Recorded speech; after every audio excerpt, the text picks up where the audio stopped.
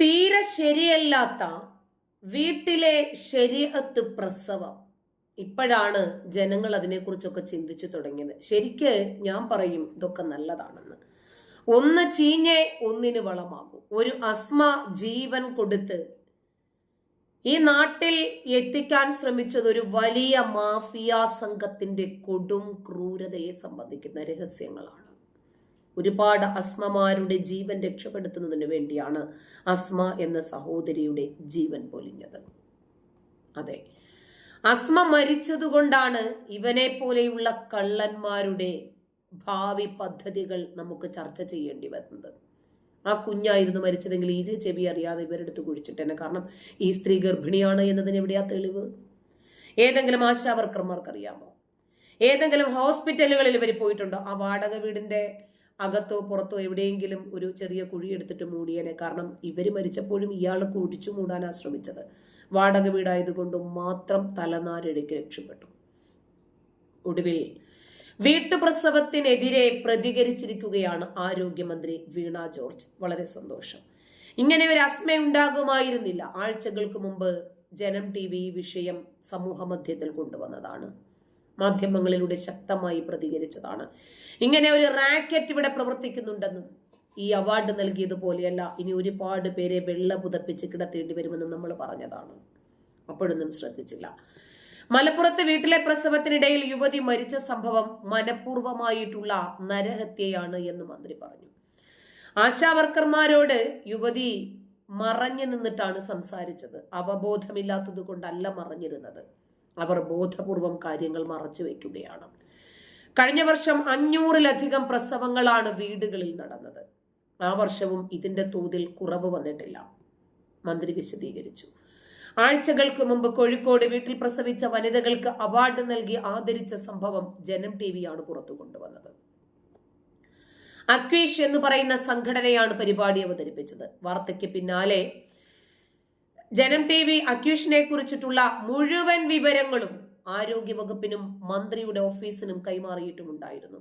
തന്നെയുമല്ല, ആരോഗ്യമന്ത്രിയുടെ പ്രതികരണവും തേടിയിരുന്നു. എന്നാൽ അന്ന് പ്രതികരിക്കാനോ എന്തെങ്കിലും നടപടിയെടുക്കാനോ മന്ത്രി തയ്യാറായിരുന്നില്ല.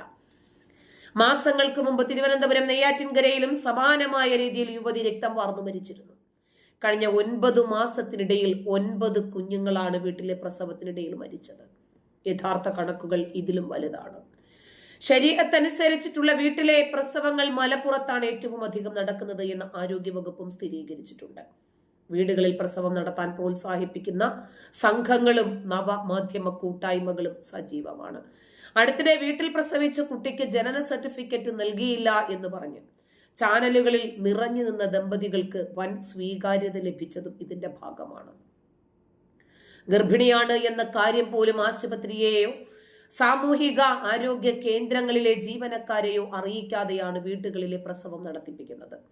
താനൂർ കേന്ദ്രീകരിച്ചിട്ടാണ് ഇത്തരം സംഘങ്ങളുടെ പ്രധാന പ്രവർത്തനം. സുഖപ്രസവം നടക്കും എന്ന വിശ്വാസത്തിൽ മറിയം പൂവ് എന്ന പൂവും ചിലർ ഉപയോഗിക്കുന്നുണ്ടെന്നും പറഞ്ഞു.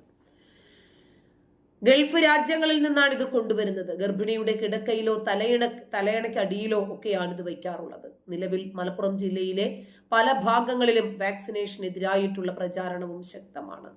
ഇതിന്റെ തുടർച്ചയാണ് ശരീഅത്ത് പ്രസവ പ്രോത്സാഹനവും. വീട്ടിലെ പ്രസവവും മരണവും ആവർത്തിക്കുമ്പോഴും ഇതിനെതിരെ എന്ത് നടപടിയെടുത്തു എന്ന ചോദ്യത്തിന് ആരോഗ്യവകുപ്പിന്റെ കയ്യിൽ ഉത്തരമേയില്ല. ഓരോ സംഭവം നടക്കുമ്പോഴെങ്കിലും ഇനിയും ഇതുപോലെ ഒരുപാട് ഇരകൾ ഉണ്ടാകാതിരിക്കുന്നതിന് വേണ്ടിയെങ്കിലും ക്രിയാത്മകമായി പ്രവർത്തിക്കാൻ ഉത്തരവാദിത്തപ്പെട്ട ഒരു സർക്കാർ അനിവാര്യമല്ല. നമുക്കൊരു പക്ഷേ തോന്നും, കാന്തമൂപ്പന്മാരാണോ ഇതൊക്കെ പഠിപ്പിക്കുന്നത്? അവരാണല്ലോ ഇടകലരരുത്, നഫീസുമ മര്യാദയ്ക്ക് ദിക്റും സ്വലാത്തും ചൊല്ലി വീട്ടിലിരുന്നാൽ മതി എന്നൊക്കെ പറഞ്ഞതല്ല. നവോത്ഥാന പ്രവർത്തകർ എന്നറിയപ്പെടുന്ന മുജാഹിദ് പ്രസ്ഥാനത്തിന്റെ ഒരു അമരക്കാരൻ പറയുന്ന വാക്കൊന്ന് കേട്ടു നോക്ക്.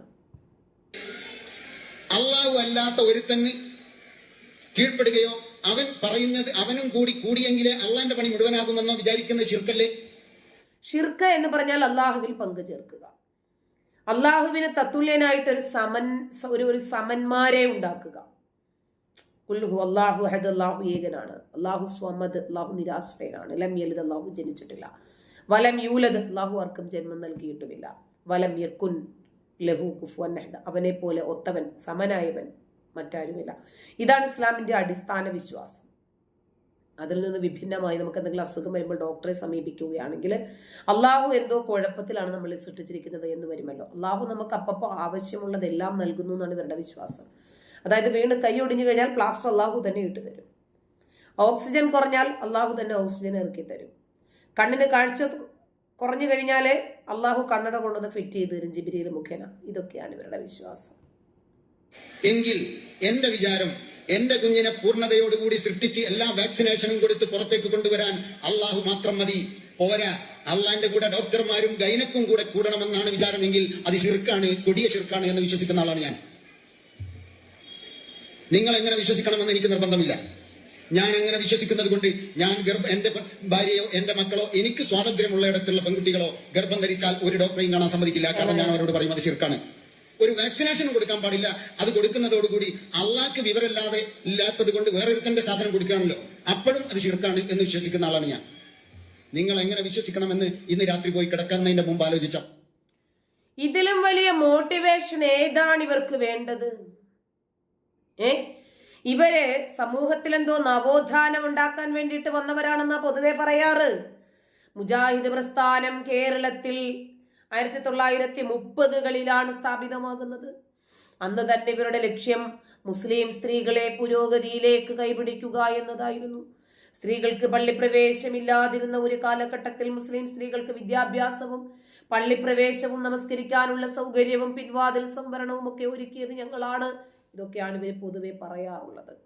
എന്നിട്ട് ഇവർ ഇന്റർനെറ്റ് ഉപയോഗിക്കും, വാട്സപ്പ് ഉപയോഗിക്കും, ഫേസ്ബുക്ക് ഉപയോഗിക്കും, ഇൻസ്റ്റഗ്രാം ഉപയോഗിക്കും, മൈക്ക് ഉപയോഗിക്കും, വീഡിയോ ഉപയോഗിക്കും, സോഷ്യൽ മീഡിയയിൽ ഇന്റർനെറ്റ്, ഗൂഗിൾ മാപ്പ് ഇതെല്ലാം ഉപയോഗിക്കും. എന്നിട്ട് ഇതിലൂടെ ഇവർ പറയുന്നത് എന്താ? ഇതൊക്കെ തെറ്റാണെന്ന്. ഇതെല്ലാം ഉപയോഗിക്കും, ചികിത്സ പാടില്ല. പ്രസവം മരിക്കാൻ സാധ്യത ഏറെയുള്ളൊരു സംഭവമാണല്ലോ അത്. അമിത രക്തസ്രാവം ഉണ്ടാകും, കുട്ടിയുടെ പൊസിഷൻ മാറിയാൽ തീർന്ന സംഗതി. രണ്ടുപേരുടെ ജീവൻ വെച്ചിട്ടുള്ള കളിയാണ്.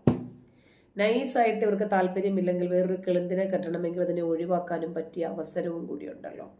ഇതുകൊണ്ടാണ് നമ്മളിതൊക്കെ പറഞ്ഞു പോകുന്നത്. മനസ്സിലായോ? ഇപ്പം ഞാൻ ചോദിക്കട്ടെ, അഞ്ചാമത്തെ പ്രസവമായിരുന്നു അസ്മയുടെ.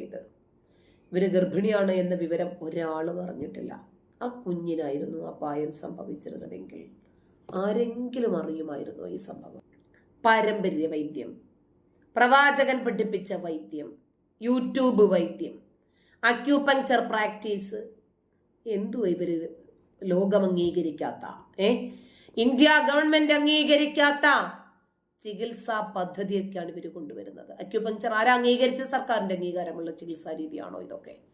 ഇവർ പാരലായിട്ടൊരു ശരീരത്തിൽ ലോകം സ്ഥാപിക്കുക. മനസ്സിലായ? വീട്ടിലെ പ്രസവം എന്നത് പഴയകാല ചിന്താഗതിയാ.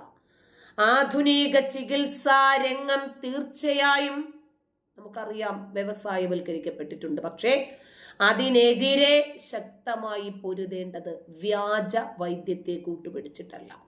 എക്സാമ്പിൾ പറഞ്ഞാൽ, നബിയുടെ 53 വയസ്സിലെ 6 വയസ്സുകാരിയുമായിട്ടുള്ള വിവാഹത്തെക്കുറിച്ച് പറയുമ്പോൾ ഗാന്ധിജിയുടെ വിവാഹം പറഞ്ഞിട്ടായിരിക്കരുത് ബാലൻസ് ചെയ്യേണ്ടത്.